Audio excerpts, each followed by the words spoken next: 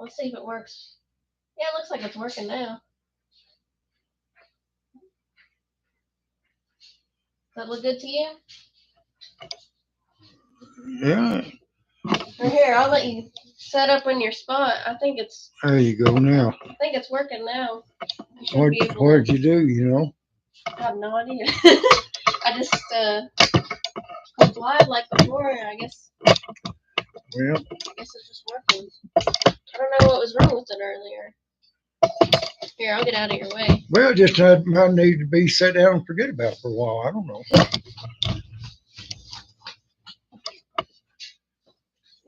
For whatever you done, I think you know, Yeah. we'll find out I if hope it stays like that. it's definitely working right now. That's good. Yeah, let me know if it stops running again. Let me get this set up.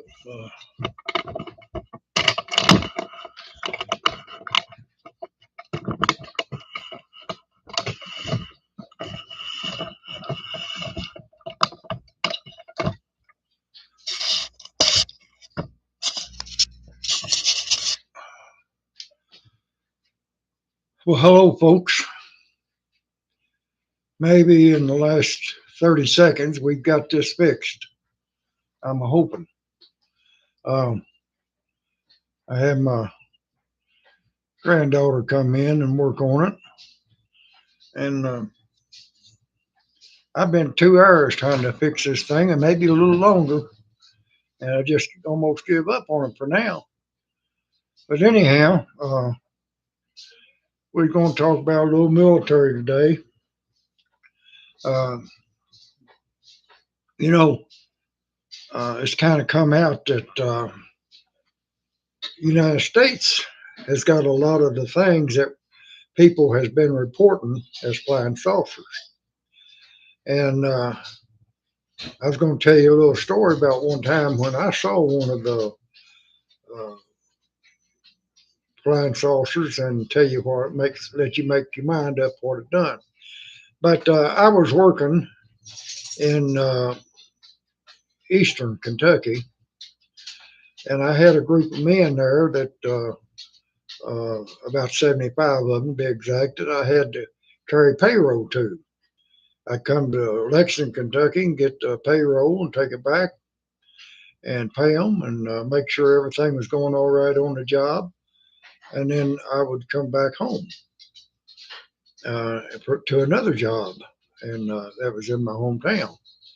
And in Mount Sterling, Kentucky, uh, the end of the airport runs with just a couple hundred yards of Interstate 64. And something caught my eye to the left of the vehicle and kind of looked strange. So I pulled over and I stopped. And I got out of the car and I was looking up at what I seen. And straight above me, only kind of maybe 100 yards toward that airport, there was uh, a triangle shaped object, had lights all the way around it, plus some blinking lights. And everywhere there was a light, looks like it was a window that people could see out of. And it was bright. I mean, you could it bright. It showed up the uh, edges of the windows, no problem at all. Of course, that may not have been what it was. That's what it looked like. And I watched that thing for about 15 or 20 minutes, and about two other cars stopped behind me and parked, and they was watching it also. And then after a little bit, the lights started going out, except for the blinking lights. And then with the blink of an eye, that thing took off straight northwest and was out of sight. And I mean, we could see it all the way until it went out of sight. It probably went out on the horizon of the earth because it was so fast you couldn't hardly keep up with it with your eyes. And it looked exactly like some of these triangle objects that the United States has got now. And whether that's what it was or not, I don't know. I ain't trying to tell you that's what it was. I'm just saying it looked like it. And me and the people that were standing there, we talked about it for a while, and none of us knew at that time that the United States had anything like that. But uh, I guess we'll have to wait and see if they ever let it out or whether there is extraterrestrials or not. But I believe there are. And I could tell a little story that I'm not allowed to tell, so I ain't going to tell it. But it happened down in southern Louisiana one time, and it would make a firm believer out of you, but I can't tell it. I wish I could. But anyhow, uh, I'm hoping Drain the Swamp is on. If you tried to get a hold of me, I've been having a miserable time trying to make this thing work. And I'm going to see if I can turn a little background light on there. Um, yeah, that lit up. That looks better. That looks. I like being able to look up there and see my pictures every now and then. But yeah, there you go. Weather updates and so much more. No thanks. But anyhow, uh, there's been a lot of things. You know, they say for years that there's been a wreckage up at Dayton, Ohio, in a hangar up there. And I've been to the museum up at Dayton, and of course they ain't going to put it in no museum, but they've never got none of those reversed engineer things that they said they had. Uh, that they are flying around now. I guess they don't have any of them in the museum either. So I just don't know why all the secrecy. I don't think it's going to scare the public if they find out that they're real, because they ain't never tried to hurt nobody. Now, evidently, they might have taken some as and uh, examined them and stuff like that, and put chips in them and stuff. I don't know, but uh, the military keeps a lot of stuff from us that we don't need to be kept from, because we're not crazy, we're not stupid. We know how to stay rational, and if somebody can't keep their cool, well, that's just tough luck. They go to mental institution or whatever they need to do. Way I look at it, but looks like we should have the right to know. And this old story says, "Don't tell them so they can't handle it." Well, that don't go in my book, but I'm just one person. But uh, there's a lot of certain states see a lot of them. Kentucky sees quite a few of them. Ohio sees a tremendous amount of them. Uh, Seems like all the places where you've got nuclear or big bases of military personnel and stuff like that, they seem to be more constant around them than anything else. But they've never hurt nothing that I can understand. Now, if they've had a crash or two, that was by accident. They wasn't trying to hurt nobody, and I don't know of them ever hurting anybody. Uh, of the people that seen them, that one man and woman said uh, they was taken captive or kidnapped, whatever you want to call it, and that they done uh, experiments on them. And well, I don't say they done experiments. I said I don't think that was a word to use. I think examination would be more the right word, because they didn't get cut up or anything like that. But anyhow, uh, it's just a lot to think about, and I just don't believe that extraterrestrials is non-existent. Just been too many sightings long before we even had airplanes, and I believe that they were the ones that aided, come down and aided building of the pyramids, Stonehenge, and all those giant structures that it took stuff that we didn't have or don't have today that could have built them. And you can't you can't get those cranes like they're using out on the water on dry land to use them. I don't think. I don't know. They have to have them barges to be able to put enough counterweight on the back of those things in order to pick up that something that big. And I don't think they can put that much weight on something with tars or tracks or anything without breaking it. But that's just my opinion. Somebody got out there listening to me, get on here and talk to me about it. Tell me how crazy I am or whatever. I don't care. But uh,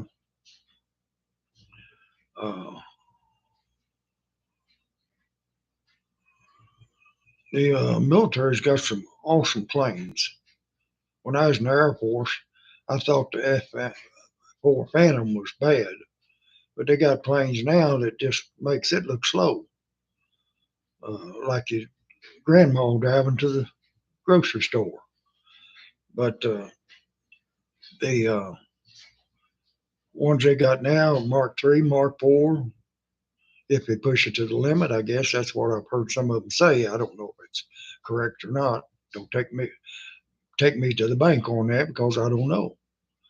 I've just heard other general officers and colonels and stuff make remarks that they can go with Mark III and Mark IV. But now you ain't going to hold it that way long because you're going to run out of fuel. But the possibility is there. Just need to learn different type of fuel. And but anyhow, I believe I've got this working now. I didn't get it. My granddaughter did, uh, and my hat's off to her because she don't even know what she done. So hats off to her for doing it. Uh, and I said, "What'd you do to fix it?" She said, "I don't know." Just started working. She was trying to take my picture, and all of a sudden it started working. So I don't know. But anyhow, uh, drain the swamp if you're out there, or Rose, if you're over there in Australia, come on there and talk to me. Oh boy.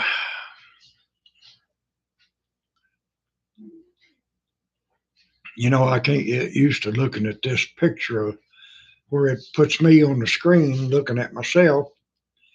And when I touch my face on the right, it's on the other side of my face down there. And I have to turn myself around and say, yeah, that's right. It looks odd. But the other day, my dog walked in, and where I thought she was at, she was on the other side. But they finally got that. Oh, Army Corps of Engineers got that truss off the dolly by making those explosions on there to where it would cut the metal. And I don't think it went 100% exactly the way they wanted to, but about 98%, I'd say. And I haven't seen anything on what they've moved so far since they got that all done. I know that concrete's going to be a heavy situation to get rid of on top of that barge because that's heavy stuff. But I'm sure they'll be able to handle it. That big old gripper that they got, that thing weighs 26, 30,000 pounds, whatever it is, it's up there. And uh, it's just a big apparatus. Takes a heck of a barge just to float that and all that goes with it. But I forget how many tons that can pick up at one time, but it's a tremendous amount. Uh, I don't think we had anybody send us any chat yet. I'd like to see some. Anybody out there happens to see us on there, click on and stay with us a while. Maybe we can. I always get more uh, views after I turn it off and it goes on uh, YouTube on the televisions, and I get more uh, than what I do when I'm watching, which uh, it's all right. Right now, would be a good time if y'all could subscribe and hit the like button. Um, don't cost you anything. No sense not to do it, but you do what you want to do. But I was looking in uh, the Army Times the other day, and they was talking about the soldier of the future, and they're working on things that make them run about 25 miles an hour effortlessly, jump 30 feet effortlessly if they wanted to. It's a skeleton that goes on the outside of their skin that does all the running and lifting and stuff like that for them. It had diagrams of them, pictures, I think. And of course, I look in the Army Times on the internet. I don't get the publication anymore because uh, I ain't got time to read. I do too many things. But looks like we've got 17 minutes here of good talk, but just nobody showing up yet. Rose over there, she gave me a name of a guy. Boy, every time I go try to think about his name, I can't think of it. But I think his first name was Chris. But I looked it up on the internet and listened to a bunch of his songs, and boy, he's good. She said he was, and he was. I'd never heard of the man before, but he's really good. I have a rough time with his name because, like I say, I'd never heard of him before, and I can remember the Chris part, but can't remember the last part. But he, I've listened to "Cry Baby Cry" and dancing and stuff like that. It's good.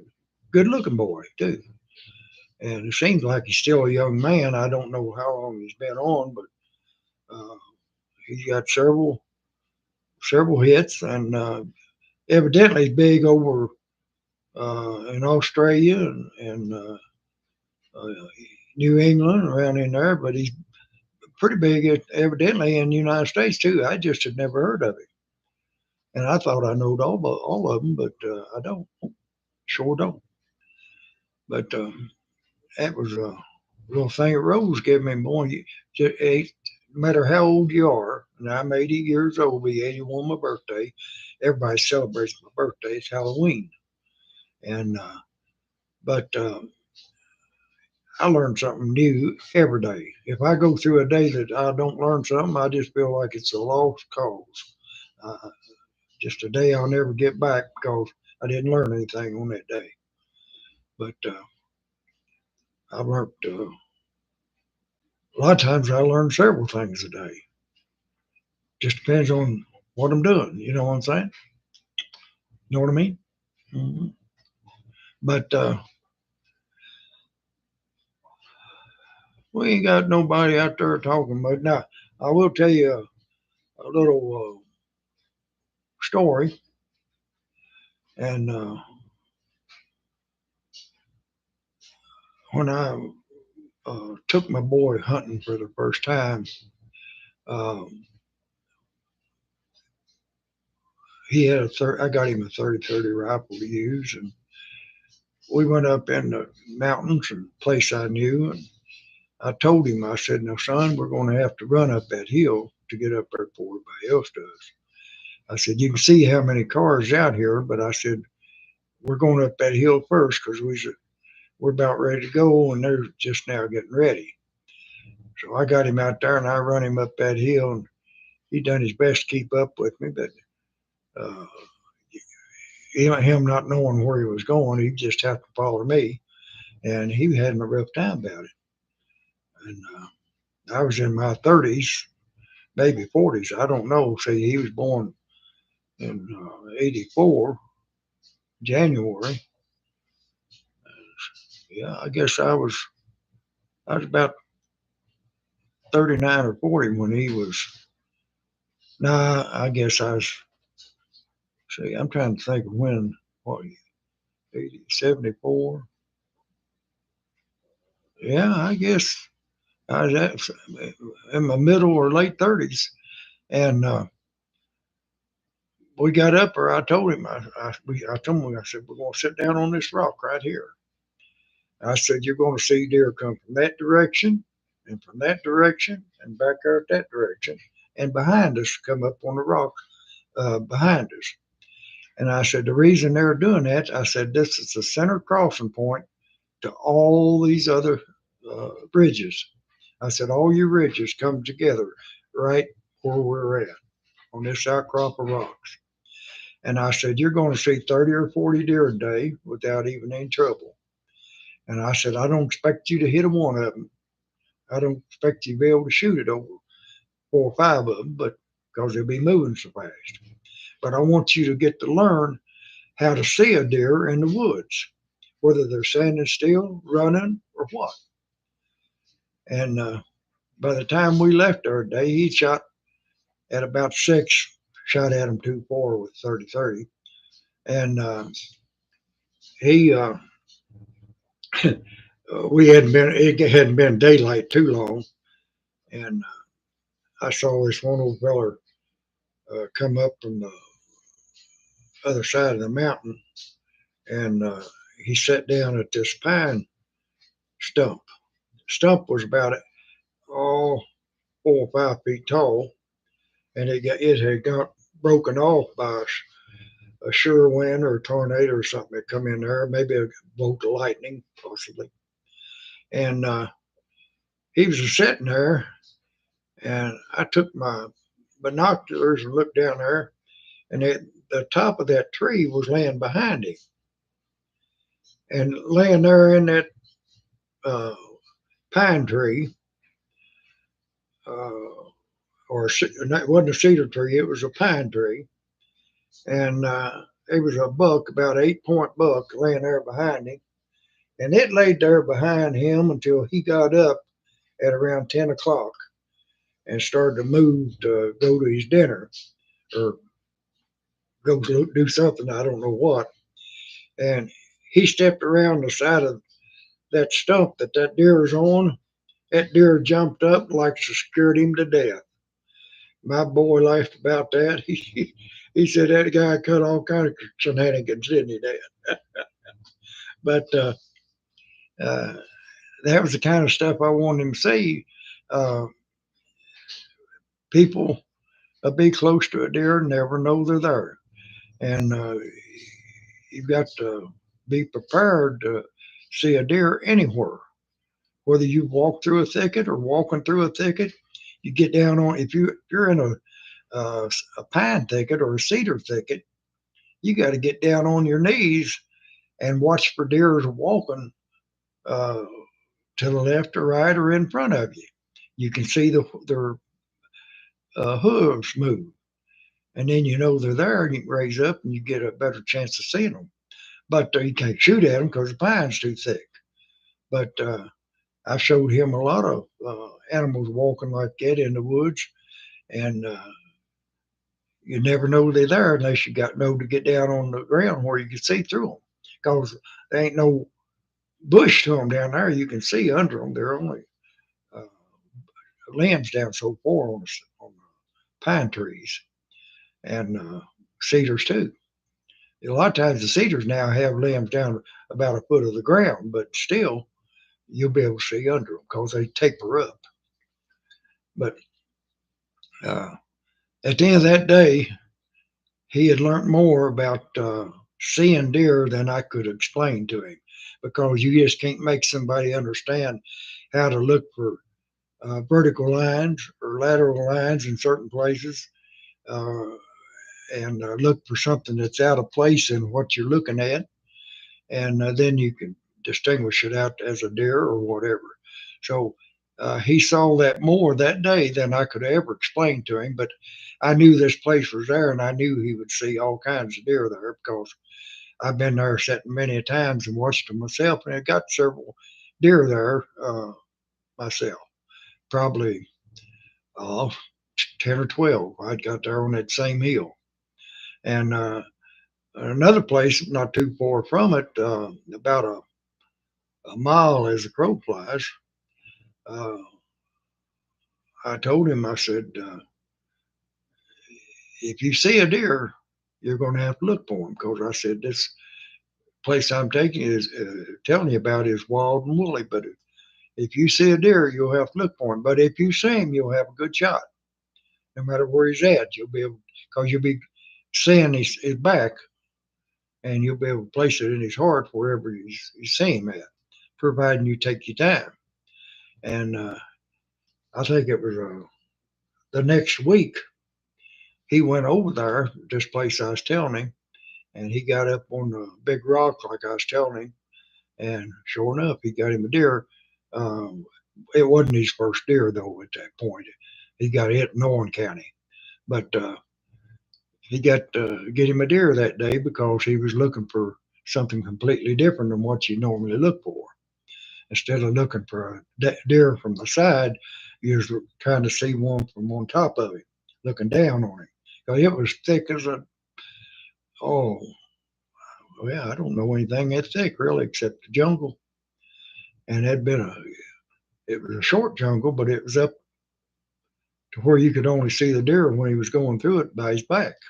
And you had to place that shot to where it'd break his spine and go through his shoulder blades or whatever. But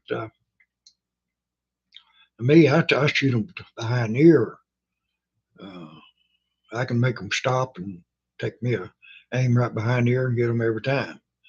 But young hunter can't do that. And I tried to tell my son that I could catch a deer by knowing how to do it, and he never did believe me. And then he finally heard somebody tell about a story I told him where I caught a deer for the game warden and the veterinarian so they could tranquilize it and put it over on the property that's owned by the county at the reservoir. And after he found it out, I think he uh, believed me then, but he never would let me teach him how to do it. And to me, I'd rather be able to walk up on one and catch it with a rope, tame it down, mess around with it a little while, and let it go. And carry some salt, mineral powder in my hand or a bag. And once they smell that, they don't want to leave you no how. But that's a horse for another color. But anyhow, I'm going to kind of make a short one out of this. We got one out finally, and I'm tired. I've been trying to do this for about 3 hours, and we got 28 minutes and 55 seconds on there. And I'm going to spend about another 5 seconds here telling you, God bless you, and He will if you let Him. And hope you all put some likes on there and subscribe if you like it. Just a talk's all it is, but uh, the more uh, people subscribing that we get, the more things I can do because I've got to get up there and get good enough at this. And I went fishing the other day, but we didn't catch anything. And but I had my camera and stuff with me. If we started getting hits, I was going to take them. There wasn't no sense taking anything if we wasn't getting no hits. But you can tell pretty quick where you're going to get hits or not. And get everything set up. But I'm going to take when I go zero my rifles in. Uh, my rifles is usually dead on when I take them. I only have to take one shot, but sometimes your eyes change a little bit on you, and at my age, mine possibly did. So I'll look through it. I know where the bullet is supposed to hit when I pull the trigger. If it don't hit there, then I know it was my eyes, and I need to adjust my scope to fit my eyes.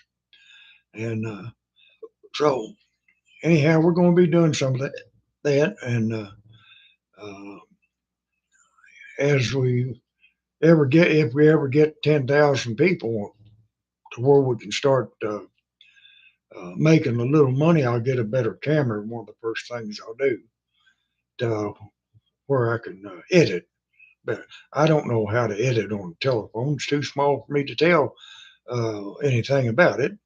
And the camera that I'm using to take all my pictures, I'm supposed to be able to edit it on TV, but I ain't got no editing uh, platform.